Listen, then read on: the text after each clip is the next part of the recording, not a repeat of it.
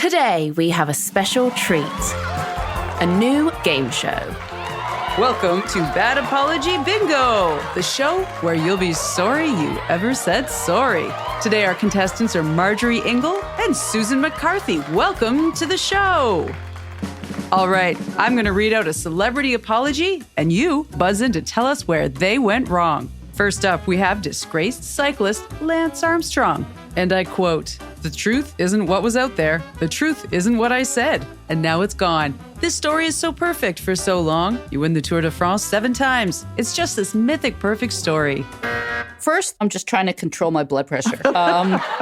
There's this word salad where he just is trying to figure out what the hell he's going to say to the question, which was, why did you lie for so long? There is no thinking about the careers that he destroyed by accusing other people of cheating. He's excusing himself. It worked really well. As a proud American, don't you want those 7 Tour de France victories? 1 testicle? Come on. 1 testicle, that is correct. Up next, this drunken, disorderly apology comes from Reese, do you know who I am? Witherspoon. I clearly had 1 drink too many, and I am deeply embarrassed about the things I said. 1 drink too many. She is totally minimizing. Reese was minimizing. That's correct. Lastly, infamous Hollywood scap Drew Barrymore gave us this cringeworthy apology. My intentions have never been in a place to upset or hurt anyone. It's not who I am. This is not who I am is a way of distancing yourself from your own behavior. And your own behavior is what we're talking about here. Yes, the answer is distancing herself. That is correct. You're listening to Infernal Communication, brought to you by Staffbase, and I'm your host, Lottie Bazley. Bad apologies. We've seen them, we've lived them, and we've certainly cringed through them. I don't think any of us need to be taught how to mess up, but after the fact, making it right, that's the tricky part, and doesn't seem to come too naturally. So, in this episode, let's get into the apology. How to do it, when to do it, and most importantly, how to do it well. Keep in mind, there are mistakes. Whoopsie. And then there are mistakes. Uh-oh. I told Brian not to use the stove. So if you have done something truly awful, take a good hard look in the mirror and figure out how to make it right. But if you've messed up, we'll get into what sorry really means. What you just heard off the top of the show was Bad Apology Bingo. There were some very fine examples of how to apologize without actually apologizing. The game is the creation of 2 of today's guests, who also happen to be our contestants. Winners, obviously. They are the co-authors of the book, Sorry, Sorry, Sorry, The Case for Good Apologies. I'm Susan McCarthy. I'm a writer and author. I mostly write about wildlife and animal behavior, but lately I have gotten really deep into apology. And I'm Marjorie Ingle. And when I'm not writing about apologies, I write about health and psychology and Jewish stuff and children's books. These 2 are really into apologies. So much so that they started sorrywatch.com, a website dedicated to analyzing public apologies. Let's say a company leaks its customers' private information, or a celebrity is caught doing something stupid. Susan and Marjorie would give their thoughts on the inevitable, often awful, apology. We just break it down. What's good, what's bad. And oftentimes, a public apology, there'll be a bad apology, and people will jump on that person and say, oh, what do you mean sorry if? And then they'll make a better apology. And so we just break down the parts. In their study of apologies, they noticed certain phrases kept popping up again and again, ripped straight from a bad apology bingo card. All right, ladies, time for our bonus round. Category is 10 ways to ruin an apology. Can we get 30 seconds on the clock, please?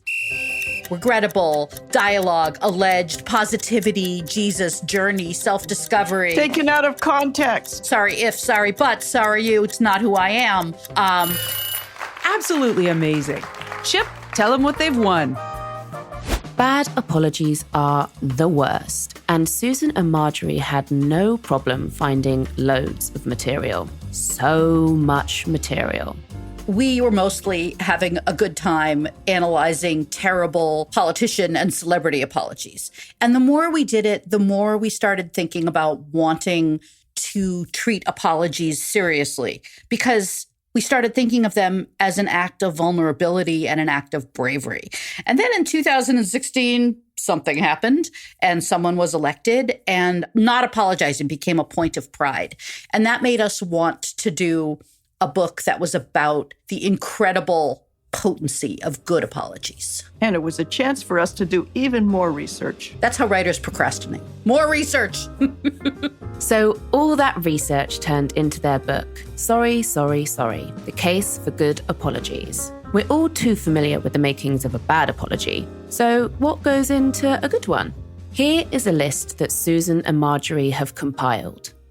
So the number one step, the essential step, is say you're sorry. Not I'm regretful, not I would like to apologize. Say I'm sorry or I apologize. Number 2 is say what you're apologizing for. Just say, I am sorry for hitting you. I am sorry for ignoring the COVID rules that everyone else had to obey. This gets skipped so many times. It's amazing. People will say, I'm sorry for what happened. I feel bad about Wednesday night. I'm sorry for how the way that turned out. I feel bad. Number 3 is show that you understand why what you did was hurtful. Don't make this about you. Make this about the other person. Number 4 is don't make excuses. If you need to explain just to clear up a mystery, you may explain, but don't make excuses. We don't want to hear about your bad day. Number 5 is make sure that you convey the steps that you are taking to ensure that the thing that you did will not happen again. And number 6, in many cases, reparation. Pay for the dry cleaning, whatever it takes. And then we have a bonus half step, which is listen. Let the other person have their say. Don't respond, but you just let them talk. And the nice thing about this is they work whether you are a world leader who has been partying in your yard during COVID, or whether you're a 7-year-old who has chased a friend with a booger, or whether you are fighting with a partner for not unloading the dishwasher, whatever, all these things. I mean, that sounds pretty simple. 6.5 easy steps. And the benefits are huge. A good apology brings people together. It heals fractures. Sometimes on the site, we do things that are sort of apology adjacent. And one of them was an interview with an artist who does kintsugi, the art of fixing broken pottery with visible lines of gold. And it's a really good metaphor for apology because the fractures are still there. We're not doing a let's move on or, let's look ahead and pretend that this never happened. But the thing that has been repaired by a good apology is stronger than it was before and beautiful in a different way. A bad apology, we would argue, is worse than no apology. We are not crisis communications people who say rush right in there and fix it and say the thing and attack in the golden hour. We would much rather have human beings sit with what they've done for a while. And indeed, there's research on this, that when you actually allow the other person to process and when you think hard before you apologize, you're more likely to apologize well. One of the things that an apology does is it shows respect. And if people are injured, that goes a long way towards helping them feel better. You'll often hear the complaint in the most amazing circumstances. People will say, they didn't even apologize. And if it's a really grave thing, they cut off the wrong finger in the operating room. What good does an apology do? It shows respect. It shows concern. It shows that the person being apologized to matters. An apology can't undo the past, but it can make the future look better, and relationships can be made stronger. But that's between people. What happens when you throw a major institution into the mix? They often seem to loathe to admit to any kind of fault. When you think about issues around liability, it makes sense. But Marjorie says there is another way to look at it. So in 2006, the Harvard hospital system, we think of doctors and hospitals as like the masters of we regret apologies. But this beautifully written hospital system report really compiled evidence for hospitals within this system showing that there really isn't a lot of evidence that good apologies increase the risk of malpractice suits. There is lots of evidence that bad apologies and no apologies cause malpractice suits. And there are malpractice lawyers who say that 2/3 of the suits that they deal with are because of the failure of taking responsibility, which you will note from our list of apology essentials is absolutely vital to an apology. You have to take responsibility, apologize, and communicate openly. And those are historically not things that hospitals and doctors have been great at. When people feel that their pain means something, when they get an apology and an explanation, here's how this isn't going to happen to somebody else. This is what we learned from the horrible thing that happened to you. And just knowing that their pain has meaning makes people a whole lot less vindictive. One way to think of it is the common phrase, adding insult to injury. If you don't get an apology or you get a really bad, oh, too bad that happened to you apology, that adds insult to injury. So a failure to take responsibility can actually do more harm than good for both the apology receiver and giver. It's safe to assume we all like to get a good apology, but when is it time to give one? Personally, I like to think that I say sorry when I don't feel great about my own behaviour. But do we really have a sense of when we've upset the people around us? Dr. Karina Schumann looked at this question in a study involving married couples. Dr. Schumann is a professor of social psychology at the University of Pittsburgh, where she is also the director of the Conflict Resolution Laboratory. According to her, we can be off the mark a surprising amount of time. So if I were a participant in the study, I would have reported on anything I did to my partner during that day that would have potentially offended him, as well as anything he did to me that offended me. And what I ended up doing was I ended up matching all of these reports. And what I found was that both members of the couple reported the same offense only a third of the time, which means that 2/3 of the time in these were married and cohabitating long-term romantic relationships. So these are really established couples. Only 2/3 of the time where one person felt that they had offended the other person or were offended by the other person did not see it the same way. And I think that was just so eye-opening to think about how difficult conflict can be and how much of the time we're not even on the same wavelength in terms of whether an offense has happened. That just goes back to communication and how important it is to communicate through these situations so that we can really see each other's perspectives and come to a resolution when we've been hurt or when we've hurt someone else. I mean, if long married couples can't understand when they've offended each other, what hope do the rest of us have?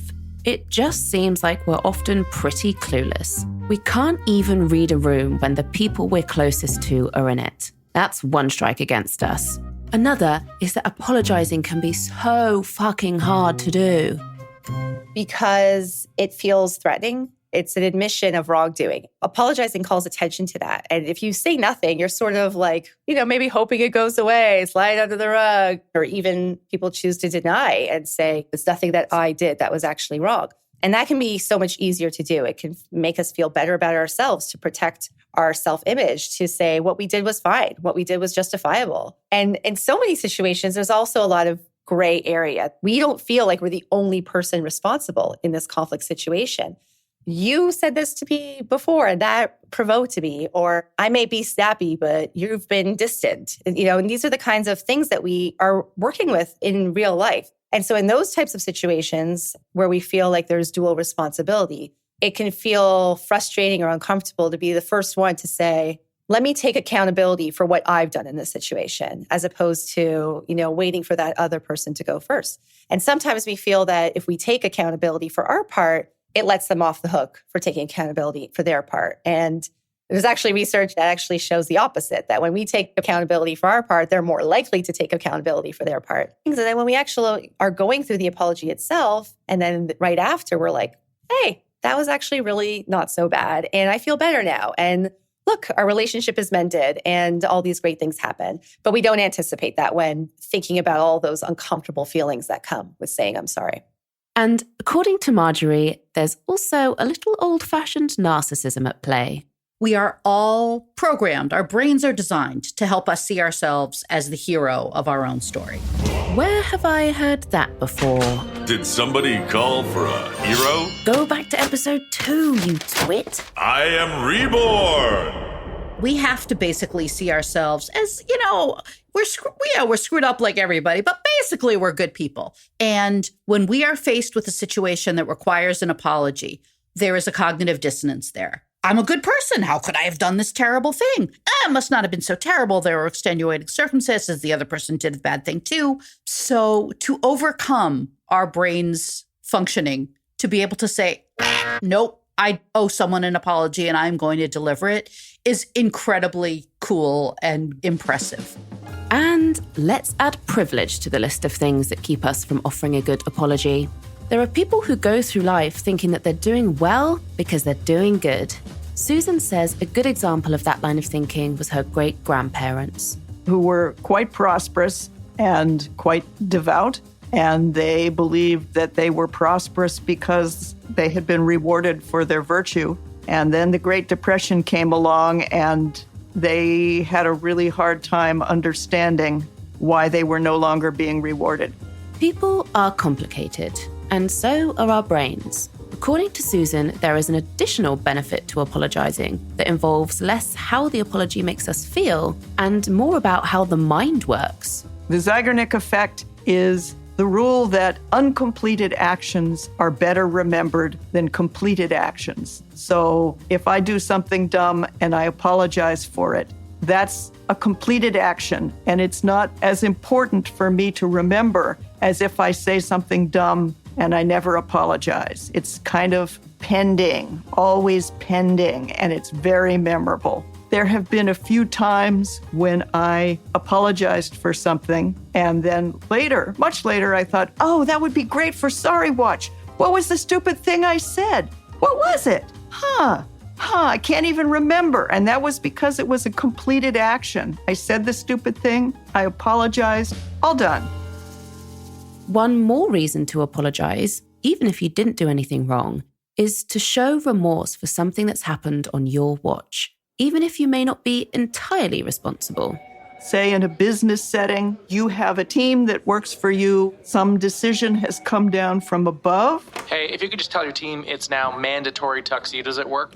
It's not something you did. It's not something you can change. And you may want to apologize to the people you're supervising because they didn't deserve it. And you may want to say to them, I am sorry, you didn't deserve that. You did great work. It's not fair. Remember that kid you were mean to in 3rd grade? Or that time you lied about who broke Grandma's favourite vase? The good news is you can still right that wrong. It's not too late. I recently got a Facebook message from a friend from college who I hadn't talked to in years. And he just said this thing had been weighing on him. And when he told me the story, I remembered it, but I had not remembered it until he told me the story. He wanted to borrow my notes, and I said no because it was right before the exam. And he got really mad at me. And I'm like, fine, take the notes. And then he threw my notebook at me. This was something that he'd been thinking about for years. And I was like, thank you for the apology. I forgive you. That was really awesome that you approached me after all this time. And it's reassuring to go like, oh, you know, I took the risk of saying something and it went over fine. And now I feel better. Susan just brought up an issue, an important issue when we're talking about apologies, and that's forgiveness. Forgiveness can be good for your immune system, can be good for your blood pressure, heart rate, sleep. But we would say it's only good if it's a choice that you make and it works for you. A lot of times we say apologies are mandatory, forgiveness is not.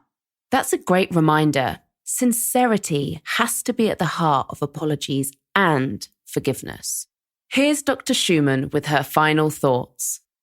I was always really fascinated by the concept of how we can repair our wrongs. And I had seen the power of reconciliation in my own life. And from a social psychological perspective, coming from my undergraduate training in social psychology, the single most important message I received from that training was that our relationships are so important to us. And when our relationships are in trouble, we're in trouble in terms of our health, in terms of our emotional well-being. In so many ways, we really need to have healthy, thriving, happy relationships to be healthy ourselves in this life.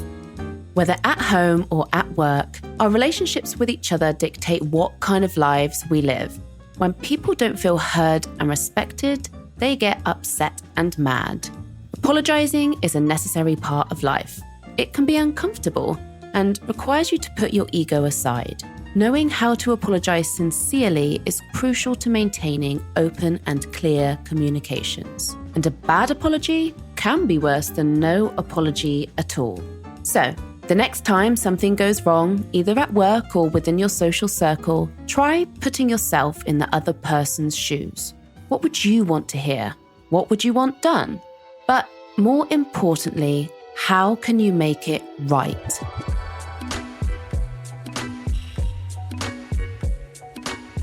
Today, our guests were co-authors of Sorry, Sorry, Sorry, A Case for Good Apologies, Marjorie Ingle and Susan McCarthy, as well as Karina Schumann, Associate Professor of Social Psychology. Join us next time where we figure out how to come back from embarrassment.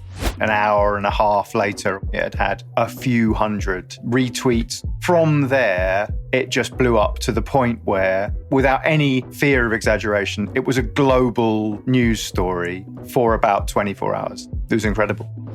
If you enjoy the show, tell your friends, tell your enemies, tell your frenemies, and why not shout it at passing cars? You can also follow us on your podcast app and leave a review. We'd love to hear what you think. See you on the flip side.